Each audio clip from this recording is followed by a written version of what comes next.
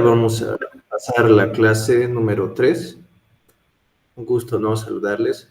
Espero, ¿no? Que si tienen alguna pregunta en el desarrollo de la clase, yo la conteste, ¿no? En el transcurso o al finalizar. Entonces, esta clase es muy bonita y hay que ver aspectos fundamentales de la epidemiología que debemos, ¿no? Conocer para lograr, ¿no? Entrar en materia y a futuro, ¿no? Que nos sirva, ¿no? En nuestra vida médica, en la situación de control de enfermedades. Entonces, yo les voy a mostrar ya parte de preceptos generales para que sea más claro, ¿no? Muchas veces esta parte de la epidemiología es redundante, pero hay que analizarla un poco sistemáticamente, ¿no? Para entenderla. Entonces, el tema de hoy trata de enfermedades infecciosas, emergentes y reemergentes. Entonces, primero, ¿no? Siempre una definición.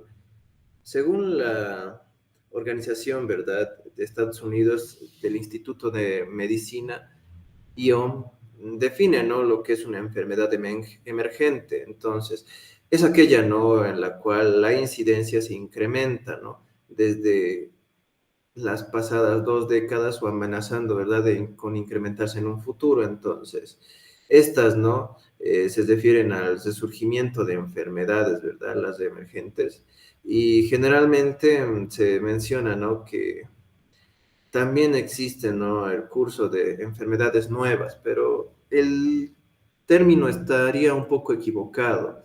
Tú cuando piensas una enfermedad nueva es que recién no tienes protocolos, guías clínicas, criterios clínicos para diagnóstico. Entonces puede ser que esta enfermedad estuviera años y años, ¿no?, en poblaciones y tú no te dieras cuenta, ¿no?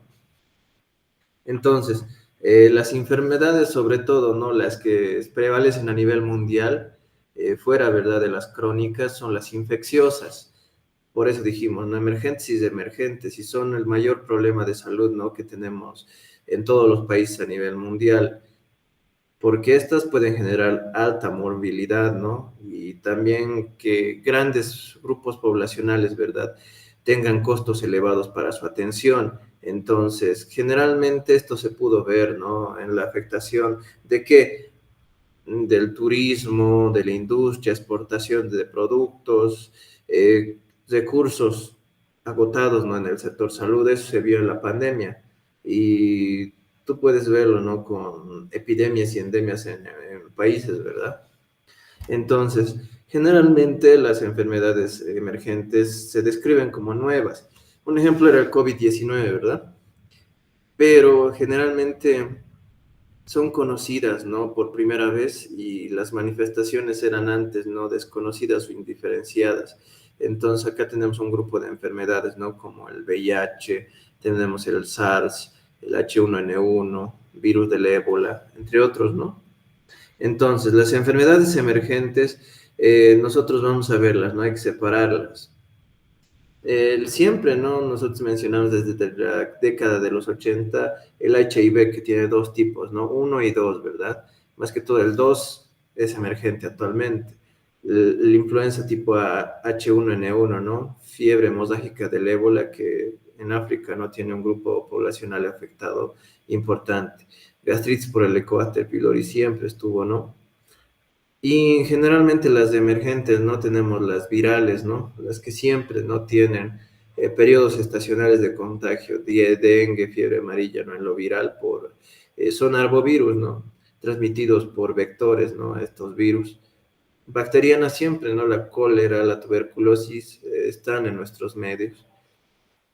Parasitarias tenemos a la malaria, la toxoplasmosis, que nunca dejan, ¿verdad?, de ocasionar problemas. Las micóticas, ¿no? Criptococosis, histoplasmosis, candidiasis, que sobre todo afectan, ¿verdad?, a grupos poblacionales inmunodeprimidos, ¿no? El del síndrome de inmunodeficiencia adquirido, por ejemplo. Entonces, el Instituto ION de Estados Unidos define, ¿no?, como enfermedad emergente aquella cuya incidencia se ha incrementado, ¿verdad?, desde las pasadas décadas o amenaza con incrementarse en el futuro. Entonces, estas enfermedades infecciosas emergentes son aquellas, ¿verdad?, recién descubiertas. en las cuales serían un problema de salud local o internacional, ¿no? En los últimos 20 años, donde se hizo estudios, ¿no?, epidemiológicos para descubrir cuál era su etiología. Entonces, esa enfermedad infecciosa se cataloga peligrosa cuando el germen o el microbio, ¿no?, que la ocasiona grandes comorbilidades, complicaciones y tiene alta mortalidad, ¿verdad?, en su curso clínico. Entonces, ahí tú mencionas, ¿no?, los virus y las bacterias que ya mencionamos antes, si tú te das cuenta, ¿no? ¿Cuál es la causa mundial más típica de cáncer de estómago tipo B o linfoma tipo mal? Pues gastritis crónica por Helicobacter pylori. Uno pensaría ya, pero la gastritis es un tema simple, pero ocasiona en algunos pacientes el linfoma tipo mal, ¿verdad? Que es en eh, eh, un carcinoma, ¿no?, epidermoide de la mucosa gástrica, ¿verdad? Entonces, ahora vamos a ver, ¿no?, lo que es emergente. Si lo emergente es una enfermedad, ¿no?, que amenaza, ¿no?, con aumentar su incidencia y prevalencia desde 2 décadas anteriores hasta la actualidad, a más, los emergentes no es que se surja, ¿no?, enfermedades que aparentemente ya hubieran sido erradicadas, ¿no? Ustedes saben, ¿no?, a nivel mundial lo que uno quiere erradicar no es la varicela y el sarampión, por eso hay un programa de vacunas, ¿no?, en cada país y uno quiere que la incidencia sea cercana a cero. Entonces, esas enfermedades que habiendo existido con anterioridad y que se presumía, ¿no?, que habían desaparecido, disminuido, comienzan a elevar su incidencia, ¿no? Y tienen un alcance geográfico en sus últimos 30 años. Entonces, son todas aquellas enfermedades infecciosas conocidas. Entonces uno ve, ¿no? Y cuál es el control de esas enfermedades más efectivo a nivel mundial que se ha hecho, pues es el programa de vacunas, inmunizaciones, ¿no? Un ejemplo, ¿no? Y generalmente uno no menciona los ejemplos y uno tiene que ser constante y conocerlos, ¿no? Y diferenciarlos. ¿Cuál es la única enfermedad que no podemos combatir en regiones tropicales, subtropicales? Dengue, fiebre amarilla, enfermedad rábica. Bueno, más que todo en tropicales es dengue y fiebre amarilla. ¿Por qué? Porque siempre existe contaminación ambiental, condiciones ambientales, factores, ¿no?, de la población donde no hay un buen saneamiento, no hay un retiro, ¿no?, de desechos, de depósitos, ¿no?, de agua estancada, o sea, nunca hay campañas, ¿no?, que logran hacer una cobertura, ¿no?, geográfica completa y eliminación de vectores, ¿no? Entonces, dengue y fiebre amarilla, pese a la tecnología avanzada de la actualidad, ¿no?, biotecnología y ciencias de salud, en salud pública avanzadas, pues hasta ahora no podemos eliminarlas. Bacterianas, ¿no? Cólera, difteria, fascitis necrotizante, igual. ¿Cuántos casos no vi de fascitis necrotizante? Es una pena. Casos no más puntuales, leptospirosis, ¿no?, en comunidades de bajos recursos rurales. ¿Cómo no ver, no, casos de leptospirosis por invasión de roedores, no? Ratas. Tuberculosis. Aún ahora no sigue siendo una enfermedad, la enfermedad respiratoria infecciosa más prevalente y prevenible en el mundo. En parásitos siempre el paludismo, ¿no? La malaria es un problema. Entonces, para evitar, ¿verdad?, interpretaciones, se debe sustituir, ¿verdad?, el concepto de enfermedad nueva. Uno no menciona que es nueva, esta enfermedad siempre estuvo acá, solo no se conocía su historia natural, criterios clínicos de diagnóstico. Entonces, es una enfermedad que aumenta su incidencia y prevalencia a nivel poblacional en las últimas décadas. Entonces, se puede clasificar, ¿no?, de acuerdo a 5 situaciones históricas, ¿no?, para definirla. Uno, donde ya ha sido identificada, pero desde un punto de vista médico se le había pasado por alto debido, ¿no?, a la imposibilidad de conceptualizarla como entidad, ¿no?, nosológica. Entonces, aquí nosotros tenemos que ver, ¿no?, que no sabíamos, ¿no?, su historia natural, qué agente producía, ¿no?, la enfermedad, no sabíamos qué microbio era, entre otros factores, ¿no? Entonces, ¿por qué uno debe presumir, ¿no?, que las enfermedades emergentes y emergentes afectan, ¿no?, a la población? O sea, ¿por qué uno debe decir, pero esta enfermedad está aumentando su incidencia y prevalencia? Hay factores bien puntuales, cambios demográficos, ¿no? Y del estilo de vida. Entonces ahí tú mencionas, ¿no? ¿Qué cambio es el más importante? Bueno, las catástrofes naturales, ¿no? Siempre generan lo que es, ¿verdad? Un empobrecimiento de la población, decaimiento de la infraestructura, mayor número de heridos, mayor gasto de recursos en salud. Y ahí ponte, ¿no? Que en ese sector había un presupuesto para fumigación y control de vectores, ¿no? Como dengue y fiebre amarilla, pero por esa catástrofe, todos los recursos se fueron, ¿no? A reconstruir el pueblo, entre otros factores, ¿no? Es un ejemplo. El estilo de vida. Actualmente no, pese a la tecnología, la población no tiene estilos de vida saludables.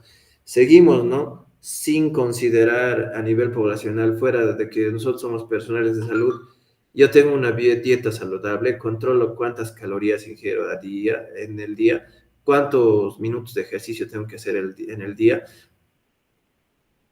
cuáles son mis hábitos no saludables. Fumo, tomo café, consumo mucha sal. O sea, ni siquiera nosotros tenemos una lista puntual, ¿no? Para ver si nuestro estilo de vida es saludable. Entonces, la población peor. Entonces, manejo no inadecuado de alimentos, ¿no? Que es en todas las etapas de producción. Aquí es donde se produce, ¿no? La contaminación bacteriana, ¿no? Bastante común por cólera, fiebre tifoidea, ¿no? Etapas de producción, mercadeo, consumo, ¿no? Donde hay riesgos de contaminación muy puntuales. Incrementos, ¿no? De desplazamientos internacionales, ¿no? La migración genera, ¿no? Que una enfermedad de otro continente se propague a otro. Entonces, este es, ¿no? El motivo por el cual incluso el COVID se hizo mundial, ¿no? Desde Wuhan, China, pasó a países como España, Italia, luego a Latinoamérica, y ustedes vean, ¿no? Mientras la vía de propagación sea una vía respiratoria, vía aérea, se puede propagar a todo el mundo. Ahora, si es por agua contaminada, vómites o por vectores, no te diría, ¿no? Que tenga alcance mundial, necesita factores, pero si es por vía aérea y vías respiratorias, pues su alcance es mundial, ¿no? En caso de que sea una enfermedad muy infectocontagiosa. Sistemas de vigilancia epidemiológica, ¿no? Donde por los grados de desarrollo, ¿verdad? De los países varían, ¿no? No es lo mismo hablar de Estados Unidos, ¿no? Que tiene la CDC, el Centro de Control de Enfermedades, ¿no? Y programas de salud apoyados por, ¿verdad? La UNICEF y otras organizaciones mundiales, a hablar de Cuba, ¿no? Ay, vamos a decir que el sistema de salud en Cuba es el mejor, ¿no? O un ejemplo, ¿no? Haití, que es el país, ¿no? Con más mortalidad y morbilidad en el mundo. Entonces, dependiendo qué cantidad de recursos le destines al sistema de vigilancia epidemiológica, yo te diré, ¿no? Si tu país o no tiene las medidas para combatir todo. Entonces, siempre va a ser, ¿no? El problema de recursos financieros insuficientes, ¿no? Si yo no tengo un epidemiólogo en esta población, digamos, la provincia o la capital digamos, ¿no? De Manchester City, digamos, en Haití, si de esa ciudad yo no tengo un epidemiólogo, no tengo un equipo, ¿no? De vigilancia epidemiológica, ¿cómo espero que va a mejorar la situación de fiebre amarilla y dengue en esa región tropical de Haití? No va a mejorar, eso es lo que hay que entender. No puedes simplemente esperar a tratar las enfermedades, eso es un tema de interés de un médico antiguo, antaño. Tú ahora lo que tienes que hacer es, quieres que haya menos enfermedad, no solo la tratas, los pacientes que vienen a tu centro con esa enfermedad, generas campañas de promoción y prevención de salud y haces un comité de sistema de vigilancia y previenes, eso es lo que tenemos que hacer. Entonces, más que nada, ¿no? La evolución de los microorganismos patógenos también influye, ¿no? La resistencia bacteriana es un factor, ¿no? ¿Por qué? Porque la población no cumple, ¿no? Los esquemas de tratamiento. Si hay 7 días de tratamiento, ¿no? Para una faringoamigdalitis estreptocócica y solo cumples 4, generas, ¿no? Un mecanismo de resistencia a los fármacos, ¿no? Antibióticos. Entonces, se ven un sinnúmero de enfermedades. Entonces, hay incursión, ¿no? También de personas en áreas remotas, no habitadas, hay avasallamientos, ¿no? Invasiones de propiedades en áreas, ¿no? De naturaleza donde montañas, cerros, selva, ¿no? Donde hay asentamientos humanos, donde obviamente que va a haber más enfermedades endémicas, ¿no? Tropicales. Cambios ambientales, ¿no? Derivados de la forestación, contaminación del agua, aire, ¿verdad?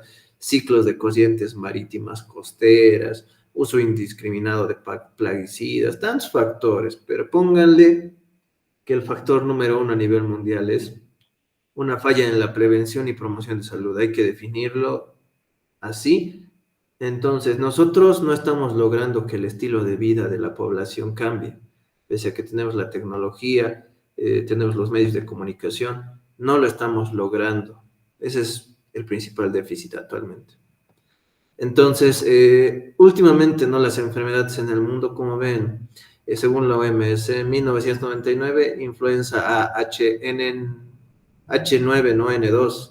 En el 2002, la influenza aviar, H7N7, 2003, monkeypox, el 2003, el coronavirus SARS, que era un problema más de Oriente Medio, ¿no? 2004 influencia aviar tipo H5N1, 2009 influenza A H1N1, 2020 el COVID-19. Como ven, las más preocupantes eran las que se transmiten por vías respiratorias, no vía aérea. Entonces, uno menciona, y ahora, ¿cómo puedo responder, ¿no? A estos problemas de salud? Entonces, la epidemiología no tiene un enfoque sistemático, trata de observar, cuantificar y proponer, ¿no? Principios básicos, en un principio institucional, ¿no? Y brindar, ¿no? Esa capacidad, esa capacitación, esa actitud a los profesionales de salud, donde de verdad necesitamos ejercer, ¿no? Mecanismos para lograr controlar, ¿no?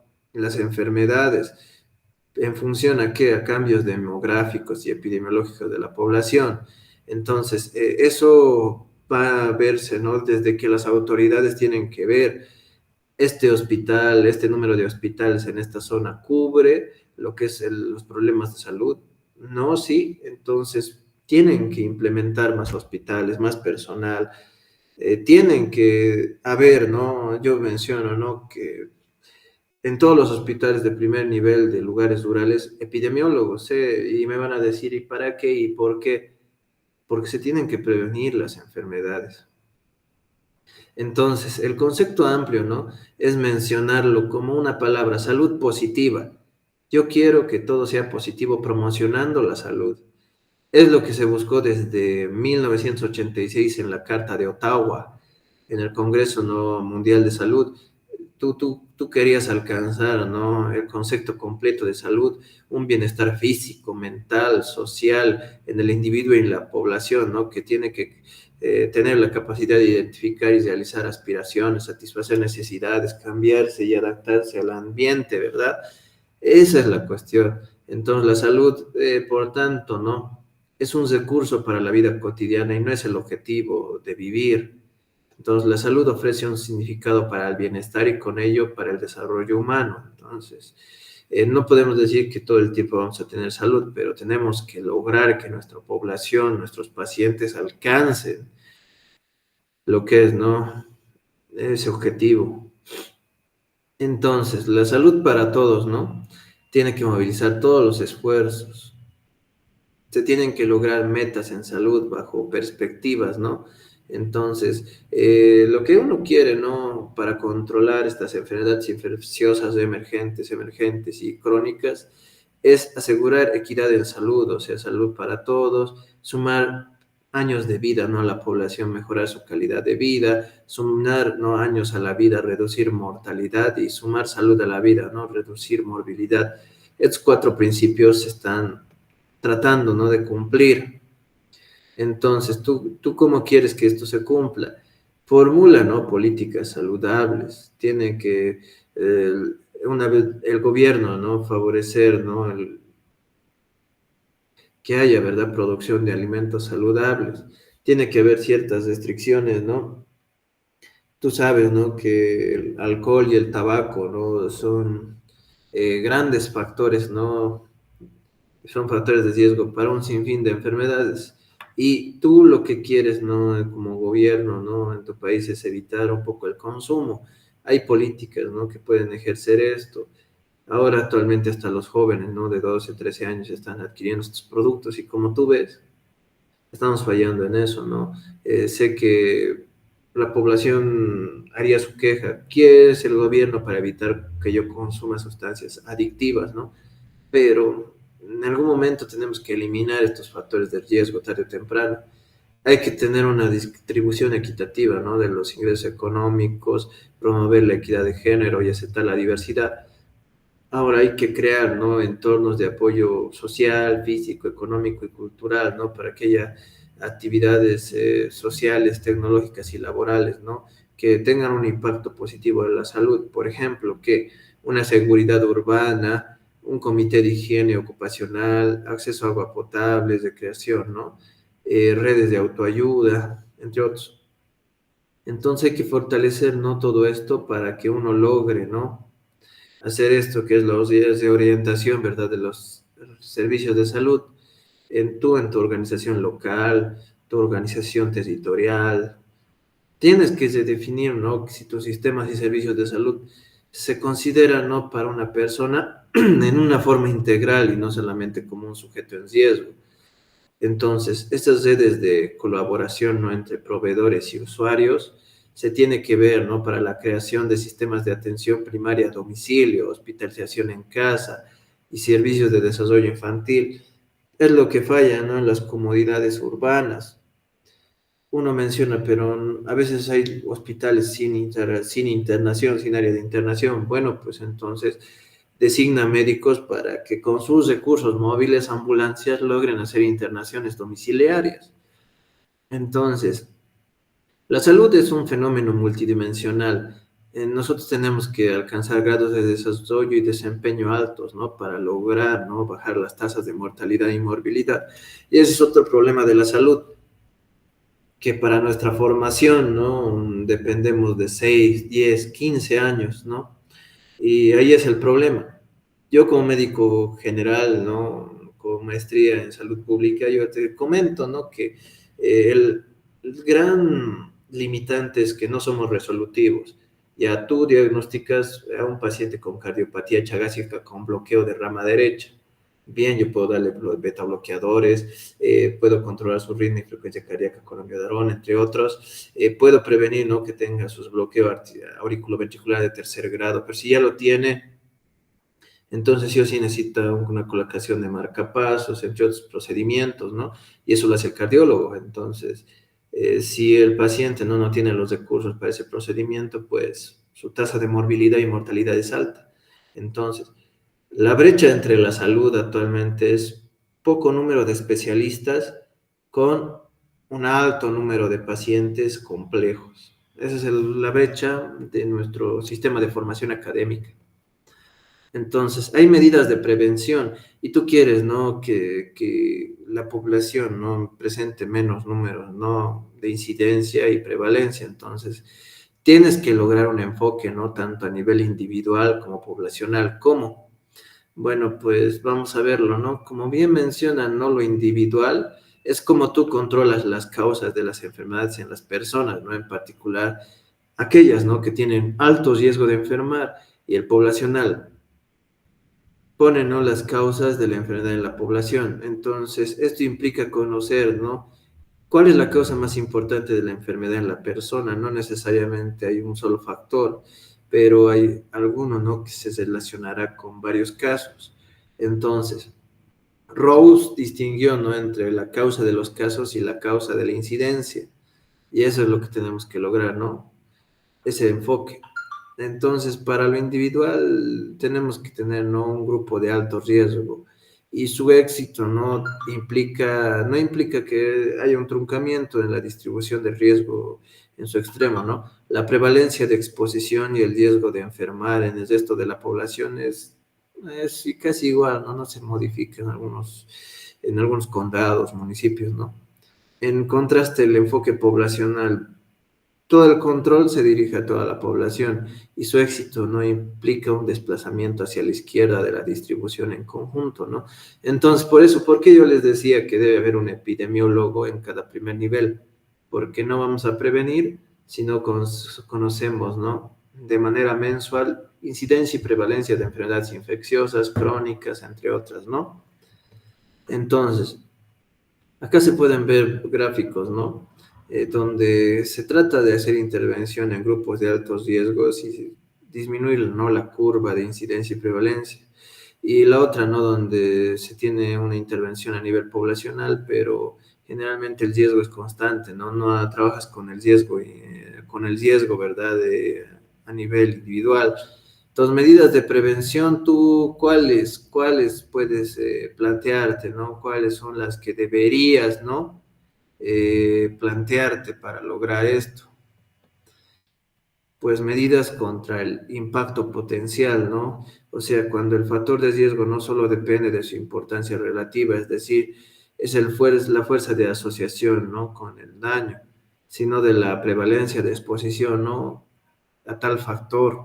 Entonces, si se tiene que implementar, ¿no?, estrategias de mitigación contra un factor de riesgo específico. Por ejemplo, ¿qué?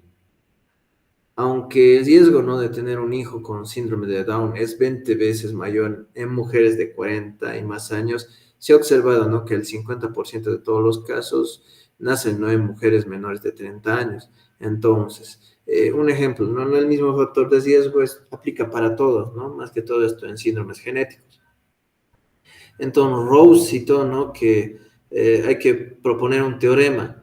Un gran número de personas de bajo riesgo puede originar, ¿no?, más casos de una enfermedad que el reducido número que tiene el riesgo elevado. Entonces, hay que entender que todos nos podemos enfermar, independientemente si tienes alto o bajo riesgo. Entonces, el alto riesgo es una situación que sería insuficiente, ¿no?, para controlar el problema. O sea, si solo tú te enfocas en una parte de la población y no en todos, pues, ¿qué vas a hacer, no? Tal vez la ocurrencia de la enfermedad va a seguir igual. Entonces, el conocimiento epidemiológico de las enfermedades, sí o sí, tú tienes que clasificarlas, ¿no? Y tener enfermedades que tienes que atacar con importancia, ¿no? Y posibilidad de prevención. Ahí topo el tuberculosis, VIH, sífilis, para la neurosífilis, ¿verdad? La cólera, el Helicobacter pylori, tantos, ¿no? Pero estamos perdiendo la lucha, ¿no? No estamos logrando hacer prevención. Por eso no hay medidas de prevención, ¿no? Y que siempre vamos a ir viendo. Entre tanto, ¿no?, las primordiales. ¿Por qué se llama primordial? Porque tienes que, ¿no?, que evitar el surgimiento y consolidación, ¿no?, de patrones de vida sociales, económicos, culturales, ¿no?, que deben saber, ¿no?, uno que contribuye, ¿no?, a elevar el riesgo. Este nivel de prevención es el más reciente, ¿no?, reconocido, y tú vas a ver, ¿no?, que su relevancia en la salud poblacional es buena, porque las medidas contra efectos mundiales de la contaminación atmosférica, establecimiento de una dieta racional baja en grasas, son un medio de prevención primordial. O sea, tú vas contra todos los factores a nivel mundial, porque una contaminación atmosférica nos perjudica a todos. Uno lo va a ver y va a entender que puede ser radiación beta ionizante, ¿no? Ahí van a haber aumentos de casos de cáncer de piel, va a haber un aumento de casos, ¿no?, de vectores que no había, ¿no?, en tu ciudad, pero las va a haber porque ese efecto invernadero, ¿no?, va a ocasionar, ¿no?, que una región que no era tropical se convierta, ¿no?, en una tropical o subtropical, ¿no?, tarde o temprano. Prevención, ¿no?, primaria. Entonces, cuando tú pasas, ¿no?, desde lo primordial, el primer escalón, ¿no?, es primario. Entonces, ahí es donde nosotros nos damos cuenta, ¿no?, que hacemos control, ¿no?, de la incidencia desde el individuo, ¿no?, desde sus casas. Vemos qué factores de riesgo tienen que mitigarse, ¿no?, para la protección de la salud, como que hay un esfuerzo personal y comunitario, ¿no?, para la inmunización, la pasteurización de la leche, la cloración del agua, el uso de preservativos, la modificación de factores y comportamientos, ¿no? Son ejemplos de prevención primaria y siempre lo van a hacer. Enfoques estratégicos individuales y poblacionales, ¿no?, revisados, hacen, ¿no?, referencia básica a la prevención primaria. Entonces aquí con la inmunización es lo que logramos bastante, con la promoción del uso de preservativos en poblaciones jóvenes, la cloración del agua, ¿no? Y acá esto tuviera que llegar a todas las comunidades, hasta las más rurales, pero está difícil, ¿no? Penetrar en este sector, ¿no? De salud. En la secundaria es cuando la persona ya está enferma, ¿no? Ahí reduces las consecuencias graves, ¿no? Tú quieres hacer un diagnóstico temprano y tratamiento precoz. Y generalmente así vas a reducir, ¿no? La incidencia de la duración, ¿verdad? Perdón, y la gravedad de la enfermedad, no su incidencia, o sea, esto ya es, ya cuenta, ¿no? Como prevalencia e incidencia, tú solo quieres que la enfermedad sea menos grave y dure menos, ¿no? Entonces atacas a la letalidad de la enfermedad. Entonces ahí vas con campañas de tamizaje, ¿no? De examen de Papá Nicolau para detectar, ¿no? El cáncer cervicouterino, para ver, ¿no? Cómo hace su tratamiento precoz. Son un ejemplo de prevención secundaria. Pero acá no cubrimos todo. ¿Cuándo tú has visto que se hacen campañas de detección y tratamiento de diabetes? ¿Cuándo has visto que se hacen campañas de prevención y tratamiento para hipertensión? Hay un sinfín de enfermedades que no estamos cubriendo.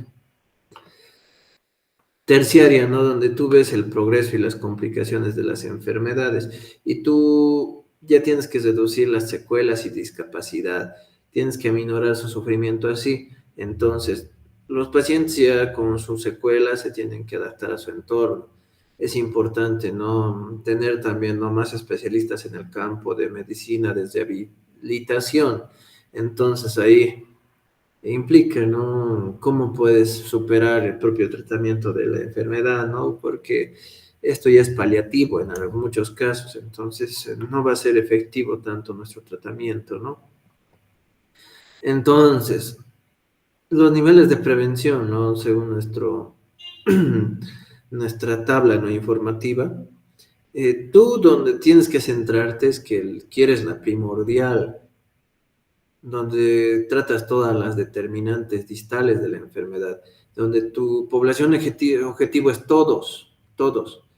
Por ejemplo, ¿no? Medidas de distributivas del ingreso económico, donde tú, ¿no? Para que la población pueda acceder a los servicios de salud, ¿no? Ya generas, ¿no? Un sistema único de salud, SUS, como en Brasil, ¿no? Donde realmente no puedas, ¿no? Cubrir las demandas de la población con un seguro gratuito y de cobertura universal de salud, o bien le das un bono de salud a la población, ¿no? O sea, por año, ¿no? Digamos, y si tú les darías un bono, o sea, con un diagnóstico, ¿verdad? De un niño con tal enfermedad, ingresas al sistema y tratas, ¿no? De acceder a un bono de salud del gobierno. Bueno, hay tantas cosas, ¿no? Primaria, ¿no? Determinantes proximales, donde tú ves poblaciones de alto riesgo. La total no tanto, ¿no? Por ejemplo, la inmunización y quimioprofilaxis de contacto, ¿no? Entonces ahí tú ves, ¿no? Que prevención primaria y primordial, si las domináramos, ¿no? Créanme, ¿no? Que el mundo sería más saludable. Entonces, para esto, ¿no? Es un modelo multidimensional, como dijimos, ¿no? Donde hay que tener varias intervenciones en salud, no solo, ¿no? Para campañas médicas, estas tienen que ser integrales, culturales. Por ejemplo, en ningún colegio del mundo, hay una materia específica que se llame salud pública para los colegios, donde tú ahí mismo veas qué son los trastornos adictivos para la población pediátrica. Adicción al celular, ¿cuáles? ¿Cuáles son los problemas, ¿no? De educación en secundaria? Ah, embarazos a temprana edad, ¿no? ¿Y por qué no tienes una materia en el colegio de salud pública para eso? Es que nadie quiere hacer intervenciones, nadie quiere hacer prevención como debe ser. Entonces, si todos no entendemos, ¿no? Nuestro rol, podemos atacar la enfermedad y mejorar nuestras medidas de control, ¿no? Entonces, todas las acciones que implican, ¿no? Una medida de control serán, ¿no? Las que nosotros podamos brindar a la población a través de qué programas de salud, ¿no? Siempre nosotros hay que entender que brindamos, ¿no?, este tipo de servicios a través de programas. Por eso existe, ¿no?, el programa de salud contra la tuberculosis, de VIH, o sea, son acciones ya sistemáticas, predeterminadas. Seguimiento, tamizaje de casos y tratamiento gratuito, eso es lo que ofrece, ¿no? Entonces, medidas de control. Tú quieres medidas de control, quieres saber cómo se controlan las enfermedades infectocontagiosas. Entonces, tienes que conocer qué es un escenario epidémico. Entonces, tú ahí ves, ¿no?, que hay una curva ascendente, ¿no?, de casos y eventualmente puede agotar, ¿no?, la epidemia, o sea, volverse ascendente y descendente. O sea, este es un nivel fluctuante, ¿no? Donde hay niveles esperados para el retorno, ¿no? Entonces ahí tú ves en la dimensión temporal el término, siempre implican a corto plazo, ¿no? El retorno a niveles esperados, ¿no? Entonces, ese escenario epidémico va a retornar a la normalidad a corto o a largo plazo. Si es a corto plazo, ¿no? Denota ahí que hay un equilibrio, ¿verdad? Para el número de casos observados, el número esperado, ¿no? Si es a largo plazo implica, ¿no?, una reducción del riesgo de enfermedad de la población, ¿no? Reducción de la incidencia.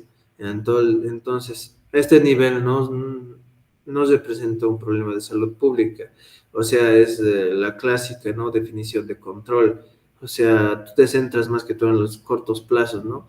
Que tú sabes que a nivel fluctuante, sí o sí, estos meses del año va a haber estos casos. ¿Qué haces, no, en este corto plazo? Entonces, el término control, ¿no?, en salud pública va a implicar, ¿no?, que tenemos que distinguir, ¿no?, cómo hacer que en este escenario nuestras intervenciones de salud, ¿no?, sean efectivas. Entonces, clásicamente para control se definen objetivos de salud. Tú quieres hacer control, eliminación y erradicación, ¿verdad?, de la enfermedad y sus riesgos.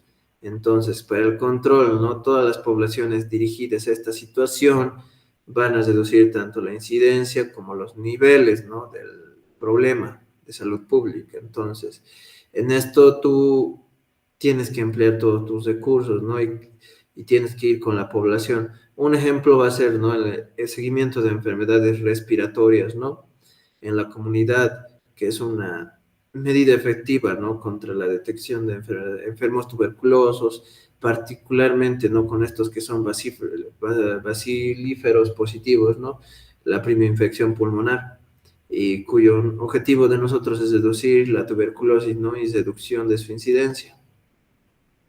Eliminar la enfermedad, ¿no?, donde nosotros queremos que se elimine, queremos que ver, ¿no?, que ya no existan casos y que si persisten, ¿no?, algunas causas, tenemos que ir contra las causas. Y ahí les decía, ¿no?, las enfermedades por vectores, como la Aedes aegypti, ¿no? Ay, el dengue, la fiebre amarilla, qué problema, ¿no? Donde la presencia del vector es el riesgo potencial para que ocurran los casos. Entonces, ¿tú puedes eliminar esta enfermedad? Sí, pero no lo estamos haciendo de forma eficiente. El sarampión, por ejemplo, no es uno que esté entrando en fase de eliminación, ¿no?, en las Américas, no en América Latina. Erradicas, ¿no? Cuando tú tienes medidas poblacionales dirigidas, ¿no?, a esta situación para erradicarla, ¿no? No solamente se han eliminado los casos, sino la causa de la enfermedad, en particular, ¿no?, el agente. Entonces, cuando tú erradicas realmente una enfermedad, se tiene que conseguir a escala mundial, ¿no? En ningún país se tienen que reportar casos. Por ejemplo, aunque la poliomielitis no ha sido erradicada en las Américas, según informes de la OMS del año 2023, hay eventualmente, ¿no?, importación desde zonas infectadas, ¿no?, que pueden comprometer su erradicación. Son países de bajo desarrollo, ¿no? Por el momento, esta situación de erradicación mundial solo se ha logrado con una enfermedad infectocontagiosa, la viruela, y en América Latina se quiere eliminar la poliomielitis. Entonces, tú ves, ¿no?, que se puede erradicar gran parte de las enfermedades infectocontagiosas, pero siempre va a haber un factor que las vuelvas emergentes y emergentes, ¿no? Para las enfermedades de transmisión sexual, juran, ¿no? Que todas las personas a nivel mundial van a usar preservativos, van a usar, ¿verdad? Lo que es, van a hacerse, ¿no? Periódicamente, cada 6 meses, cada año, ¿no? Un estudio, ¿no? De laboratorial serológico, ¿no? De enfermedades de ITS. No, pues entonces no tenemos mucha educación en salud y ese es el problema. Entonces, las medidas de control van a ir, ¿no? Dirigidas en este aspecto estratégico, ¿no? Para las poblaciones en conjunto. Entonces, tú tienes que definir bien, ¿no? Tus objetivos y tus metas, ¿no? Tanto en lo político como en tu sistema local de salud, ¿no? En tu sistema interprovincial, interdepartamental, nacional, logras no cumplir las metas de reducción, ¿no? De casos, ¿verdad? Como tu sistema de vigilancia epidemiológica cumple medidas de prevención primarias, secundarias, terciarias, ¿no? Y la primordial. Entonces, hasta que tú y tu población no tengan, ¿no? Un, eh, un protocolo, ¿no? De prevención primordial y primaria que se ajuste, ¿no? Cada año, no vamos a controlar las enfermedades. Y así lo digo bien claro. Entonces, ¿en qué fallamos? Nuestras autoridades no mejoran las medidas de prevención primordial y primaria, ni con políticas, ni con el personal de salud, ni con la población. No mejoramos infraestructuras, no construimos más hospitales, no contratamos epidemiólogos, no facilitamos, ¿no? La especialización, especialización y subespecialización médica. No educamos a la población ni en los colegios, ni en las instituciones de trabajo, ni en las redes sociales. Entonces, esta batalla se está perdiendo, pero nosotros podemos ser los que podamos, ¿no? Hacer un poco más, no solo vas a tu hospital y atiendes los casos que veas, haz algo más, un poquito más. Entonces, estas medidas de control como programas, campañas, son aisladas, ¿no? No van a cubrir a toda la población. Y eso, la población nunca quiere asistir a ferias, campañas de salud. Entonces, tiene que haber otro método. Tú tienes que buscar, ¿no? Difundir esto por redes sociales, por el método, ¿no? De disponibilidad digital más usado. ¿Qué es la red social que más utilizan las personas? Hay que ir ahí. Entonces, tú ves si hay eficacia o no. Entonces, para la eficacia no de medidas disponibles hay que determinar su capacidad de prevenir o curar las enfermedades, ¿no? En los individuos. Y para eso se debe comparar los resultados obtenidos con los esperados, ¿no? Por ejemplo, una vacuna, ¿no? El resultado que se espera es que ninguno de los vacunados se enferme y que todos los casos que ocurrieron fueran en individuos no vacunados, ¿no? ¿Esto en qué situación se da que sea 100% la efectividad? Cuando se cumple el esquema, ¿no? Por ejemplo, la vacuna contra la fiebre amarilla tiene una eficacia del 95%. Cuando la proporción de estos casos, ¿no? Entre personas vacunadas y no vacunadas es la misma, la eficacia de la vacuna es nula, cero, por eso se busca, ¿no? La máxima eficacia en inmunoprevención. Es pertinente, ¿no? Que la eficacia de las vacunas se relacione, ¿no? Con la respuesta susceptible, pero diversos factores, ¿no? De riesgo, ya sean individuales, modifican la respuesta inmune. Entonces, por eso tenemos, ¿no? Que hay casos especiales donde tienes que hacer más cobertura, ¿no? Por ejemplo, los pacientes, ¿no? Que nacen con diabetes mellitus tipo 1, los pacientes que tienen poliquistosis quística renal, enfermedad renal autosómica dominante muy rara, ¿no? En las poblaciones infantiles, leucemias, ahí tenemos que hacer vacunación con un esquema más amplio, ¿verdad? Entonces, las condicionantes de la eficacia, ¿no? Tú ves, ¿no? Cómo aíslas a los enfermos, eso puede traer un nuevo beneficio, cómo puedes tener tu capacidad de evitar o disminuir el número de casos, ves, ¿no? El grado de la eficacia de la medida. Se debe considerar que la duración de esta eficacia, por ejemplo, ¿no? La vacuna contra la fiebre amarilla te protege en un periodo de ¿cuánto?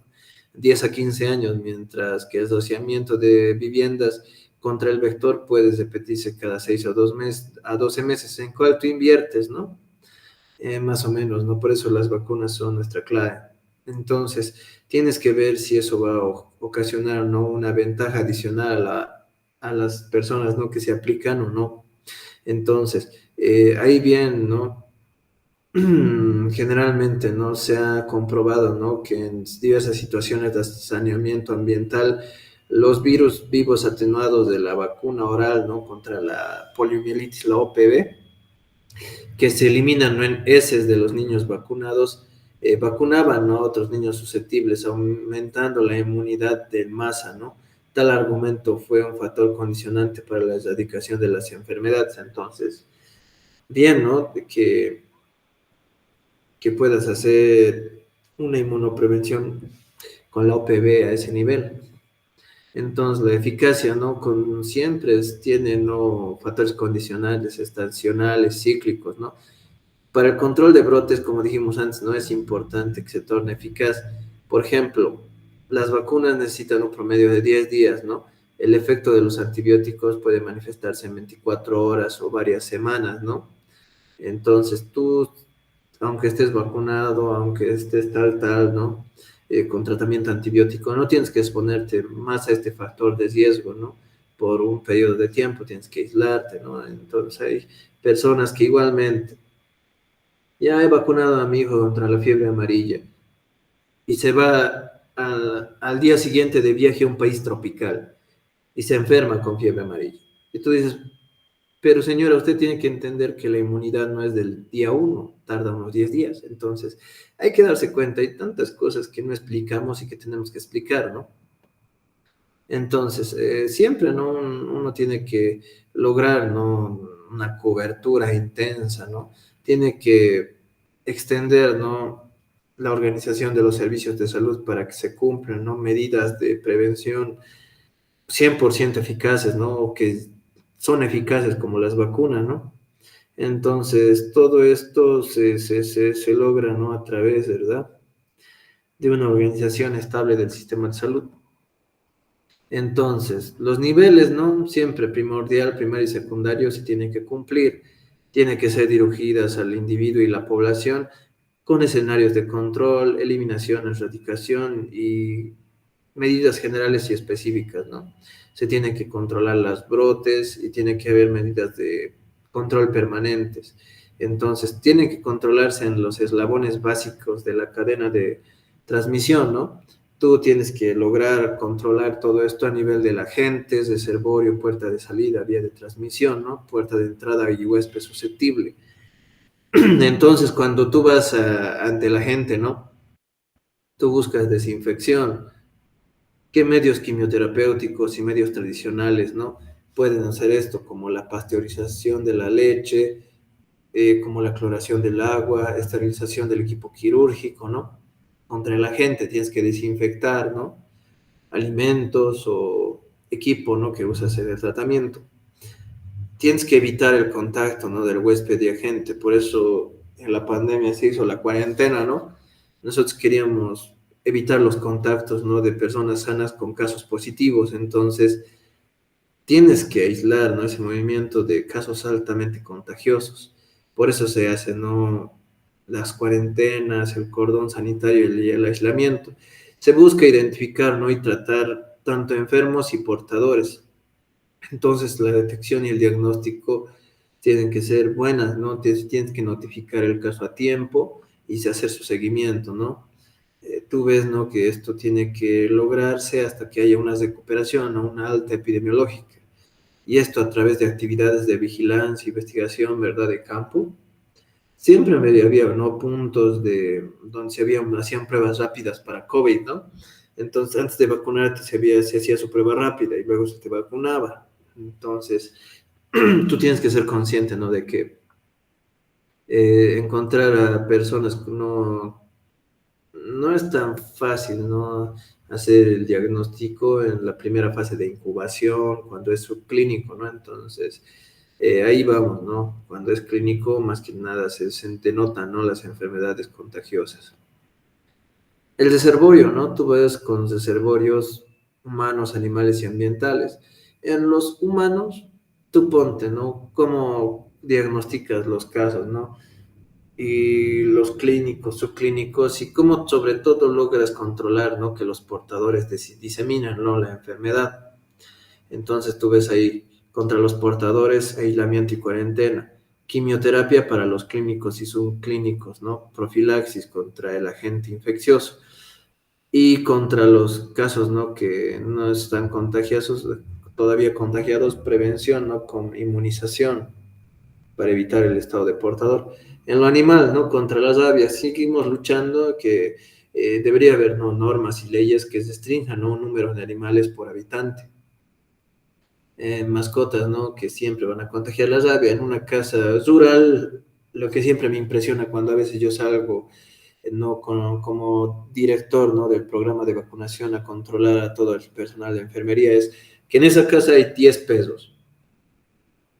10 pesos en una casa rural de bajos recursos, o sea, cómo quieres que no se disemine, ¿no? Esa población de pesos y se dispare y tarde o temprano sean portadores de rabia esos perros? A ver, el control sanitario y de quimioterapia masiva, ¿no? Se ha ganado, ¿no? Para el consumo humano, entonces, incluso la eliminación de estos animales, ¿no? Se tiene que plantear para evitar la teniasis, encefalopatía espongiforme, ¿no? Entonces, se tiene que hacer una quimioterapia del ganado, ¿no? Que es de consumo humano. Eliminar gazapatas, ¿no? De ciertas mascotas, ¿no? Para la enfermedad del Lyme, ¿no? Por el yoides.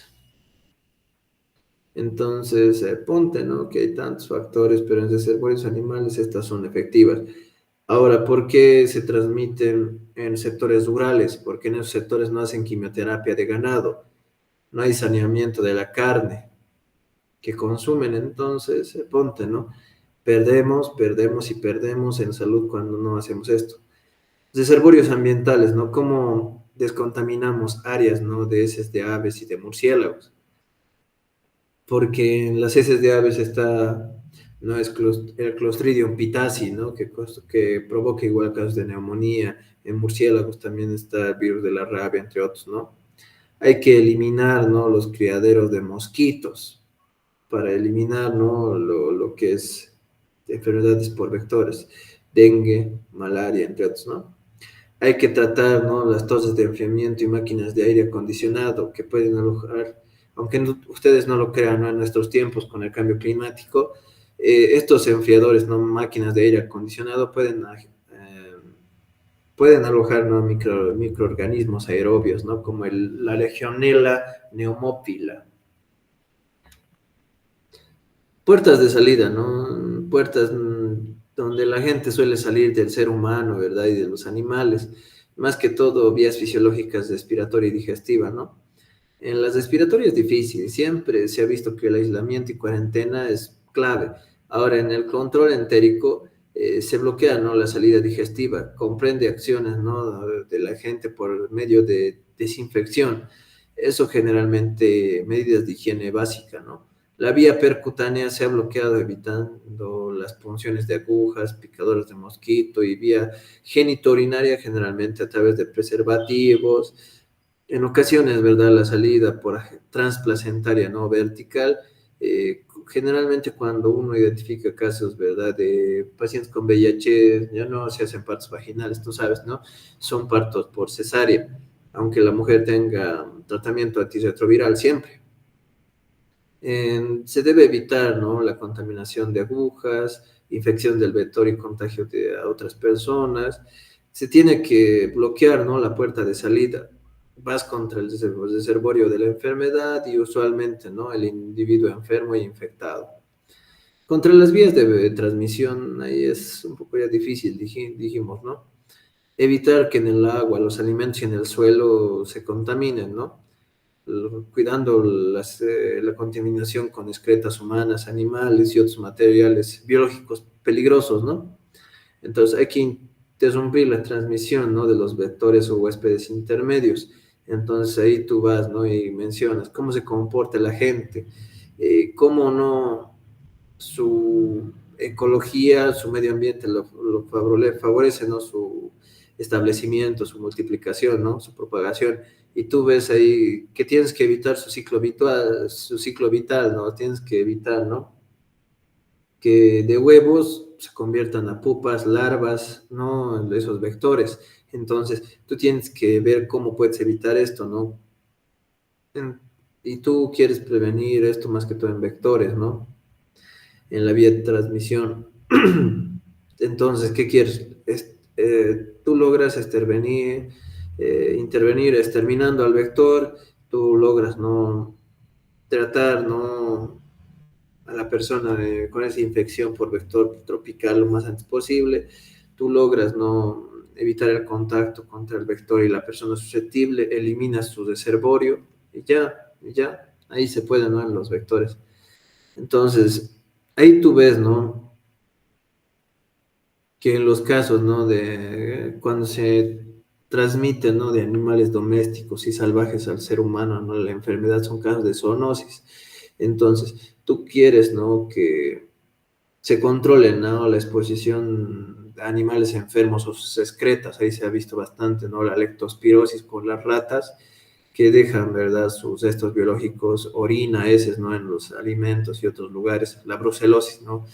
Más que todo, esto visto, ¿no? A través de la leche, ¿no? No pasteurizada, por la agresión, ¿no? Del animal en el individuo, eso es el caso de rabia, por contacto, ¿no? De sus productos animales, ¿no? Como el anthrax, por consumo, ¿no? De productos animales infectados, la salmonelosis y la teniasis se ve mucho. Entonces tú tienes que tratar o eliminar, ¿no? Al animal enfermo, inmunizar a los animales, tienes que evitar el contacto, ¿no? Entre animales y el individuo, esterilizar, ¿no? Los productos animales dispuestos para el consumo, eliminar roedores domésticos. Y es difícil, ¿no? Véase donde la vea. Y la puerta de entrada, ¿no? Bueno, la puerta de entrada es biológicamente similar a la de salida, ¿no? Entre un agente. Y tú ves ahí como otros, ¿no? Dijimos evitar la punción con agujas, picadura de mosquitos, cubrir heridas, usar preservativos. Tú ves, ¿no? Esas medidas de bloqueo contra el huésped susceptible, ¿no? A diferencia de la puerta de salida que se dirigen al reservorio, ¿no? El paciente aquí es para el huésped susceptible. Entonces las puertas de entrada respiratoria y digestiva son las más difíciles porque ahí tienes que aplicar medidas masivas de eliminación y destrucción de agentes. Por medio de desinfección, ¿no? Se protegen contra estas puertas. Entonces, el huésped susceptible tiene medidas inespecíficas, ¿no? Entonces ahí tú vas a influir en su estilo de vida a través de la promoción de salud individual, la influencia de la sociedad, familia, grupos sociales, y esto depende, ¿no? De los valores sociales con los que se pueden intervenir, ¿no? De forma sanitaria. ¿Qué medidas higiénicas personales y colectivas van a cambiar, ¿no? ¿Cómo va a ser su dieta? ¿Cómo va a programar su tiempo de descanso y ejercicio? Y estas son aplicables a todo tipo de riesgo, ¿no? Yo enfermedad. Entonces, tú tienes que lograr, ¿no? Que en el contexto de salud esto sea asistencial a nivel de salud pública y epidemiológica, ¿no? Tienes que lograr medidas universales, ¿no? De bioseguridad, protección, ¿no? Para el personal de salud, contra la población. Entonces, el potencial epidémico se previene contra las medidas de bioseguridad, ¿no? En lo específico, ¿no? Tú tienes que mejorar la habilidad del huésped para resistir el ataque, ¿no? De la enfermedad. Entonces, ahí aumenta su resistencia, ¿no? Y disminuye su nivel de exposición al daño. Entonces, por eso, ¿no? ¿Tú cómo aumentas la resistencia del huésped? Con vacunas, con el uso no profiláctico inmunológico farmacológico, con la aplicación de medidas curativas, de habilitación general, ¿no? Ahí busques entonces la participación comunitaria y ahí tú quieres, ¿no? Que la población por promoción de salud tenga, ¿no? Perspectiva de qué daño ocasionan las enfermedades para que quieran prevenirlas. Cómo no, tú tienes que ajustar tus acciones y lograr medidas que logren regular, ¿no? Esto a nivel gubernamental. Entonces, tú ves, ¿no? Hay un sinfín de medidas de prevención y control. Tú ahí ya vimos, ¿no? Varias. Bioseguridad universal, cloración del agua, control biológico de vectores, descontaminación ambiental, eliminas roedores, vectores, eliminación sanitaria de heces, eliminación sanitaria de basura, modificar, ¿no? Las conductas y actitudes y estilos de vida de la población, quimioprofilaxis, protección de los abastos de agua, promoción y uso de preservativos, tratamiento de casos, tratamiento farmacológico masivo, vacunación ampliada, ¿no? Mundial. Entonces ahí ves tú, ¿no? Y ahí vemos, ¿no? Por ejemplo, en la pandemia actual que se ha vivido, ¿no? Tú veías, ¿no? Que había un huésped susceptible, ¿no? Cuando había contacto, ¿no? Ya sea con un vómite, vía aérea, con un caso positivo. Entonces, el huésped, ¿no? Generalmente tú catalogas cuál es el más susceptible. En el COVID eran adultos mayores, mujeres embarazadas, niños menores de 5 años, ¿no? Personas que tenían enfermedades, comorbilidades que causaban inmunosupresión. Tenía esta gente, ¿no? Que era el SARS-CoV-2, un beta coronavirus, ¿no? ARN positivo. Y tenías tu medio ambiente, ¿no? Que era cualquier entorno, ¿no? Donde tenías exposición al individuo infectado, sobre todo, ¿no? Mediante el contacto directo, en un ambiente cerrado, ¿no? Y tenías que habían etapas, ¿no? Clínicas, subclínicas, y acá no sabíamos que había un pródromo, había un tiempo de incubación bastante corto, de 1 día a 5 días. Entonces, habían síntomas inespecíficos netamente, ¿no? En el periodo de incubación. Y cuando ya se hacía clínico específico, del sexto día para adelante tú veías, ¿no? Disnea, pérdida del gusto, ageusia, disgeusia, ¿no? Anosmias, parosmias, ¿no? Dolor de cabeza, síntomas inespecíficos, ¿no? Astenia, dinamia, ginorrea, odinofagia, ¿no? Complicaciones, ¿verdad? Y cuando ya tenías las complicaciones es donde la mayor parte de la población venía. Decían, no, en el hospital me voy a contagiar, pero por no irse a diagnosticar en una etapa clínica no complicada, pues venían en una etapa clínica complicada y morían claramente porque no todos los hospitales tenían ventiladores mecánicos, terapia intensiva, no en todos los hospitales había Remdesivir, tenofovir, antivirales, o sea, cuando ya venían con neumonía atípica viral, fibrosis pulmonar y insuficiencia orgánica, obviamente que tú ya sabías, ¿no? Esto no va bien y había muertes, ¿no? Por esas complicaciones. Entonces, a resumen básico, ¿no? En la promoción de salud, así en la prevención primaria, tú dabas información, ¿no? A la población de cómo evitar su exposición al virus, que cumplieran la cuarentena, que usaran los barbijos. Se quería que todos utilicen un NK, un clínico, ¿no? Acceso a servicios médicos, que toda la población, si bien no tuviera síntomas, pero si estuviera expuesto a un caso positivo, que de inmediato adquiera no, su atención médica, vaya al hospital y que se hiciera la prueba. Practicar, ¿no? Higiene adecuada, medidas de bioseguridad, ¿no? Protección específica y decíamos, ¿no? Lavarse las manos con frecuencia, utilizar el cubrebocas siempre al salir de la casa y que si presenta síntomas sí o sí se hiciera la prueba, ¿no? Evitar no espacios donde haya más de 20 personas era la clave, el contacto estrecho a menos de 2,5 metros. En prevención secundaria ya decíamos el diagnóstico precoz, ¿no? Con prueba de hisopado faríngeo, prueba rápida, prueba ELISA, ¿no?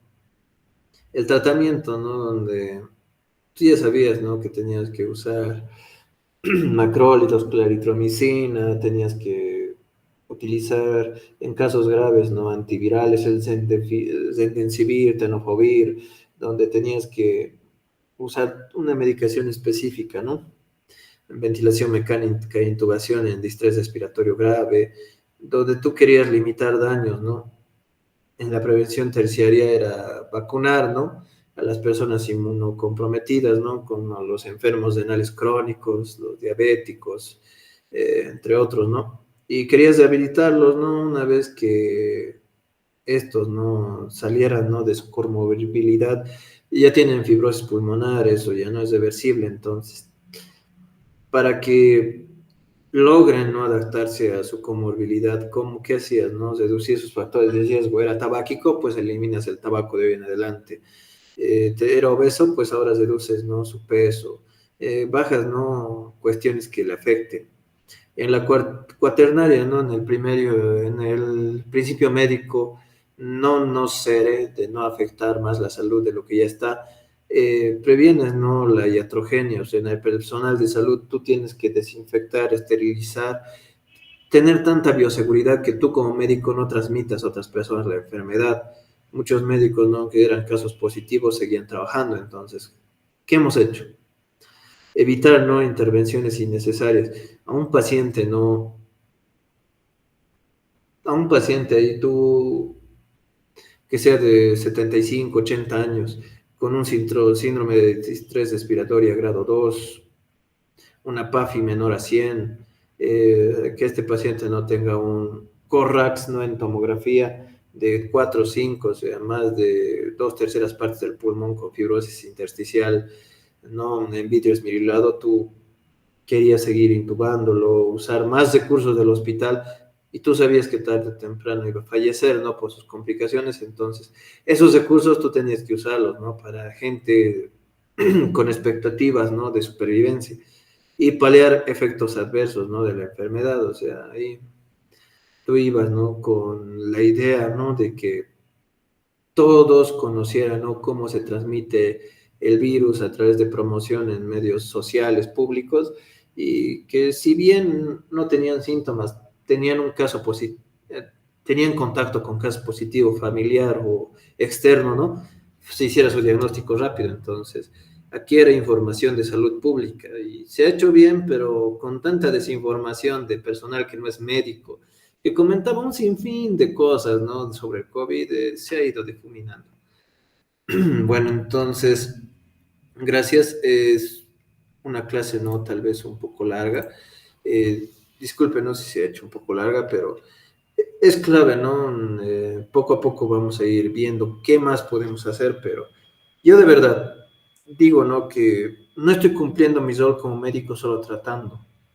A cada paciente veo su factor de riesgo específico. Este paciente es prediabético, tiene síndrome metabólico, bien, yo voy a hacer un programa nutricional, dietético, voy a eliminar su obesidad, su hipercolesterolemia, hiperlipidemia, y voy a prevenir que éste tenga diabetes. No solamente le voy a decir, ¿no?, ah, no, tú puedes tener diabetes, te daré metformina y ya. Y su dieta y otros factores. Entonces, yo tengo, ¿no?, un paciente, ¿no?, que es tabaquista crónico, no me doy cuenta, no en la historia clínica, como factores, ¿no?, de riesgo, antecedentes, ¿no? Yo no especifico que es tabaquista, yo solo me fijo, este solo ha venido por una bronquitis, le doy su tratamiento antibiótico y ya. Pero a medida que pasa el tiempo, este va a tener una bronquitis crónica y va a tener, ¿no?, un cáncer microcítico, macrocítico pulmonar, y luego, es que no voy al factor de riesgo, es puntual, ¿no? Tengo que ir más allá, prevenir todos los factores de riesgo y dar el tratamiento. Entonces es la clave, ¿ya? Y espero, ¿no?, que sea útil. Y ya saben, ¿no?, la siguiente semana es nuestra última clase y vamos a puntualizar todo lo práctico, todo lo último, pero este es útil, ¿no? Tenemos que saber nosotros, ¿no?, cómo lidiar con todo esto. Bueno, gracias en todo caso, ¿no? Espero que les haya sido útil y nos vemos en la siguiente clase. Si no hay preguntas, claro, ¿no?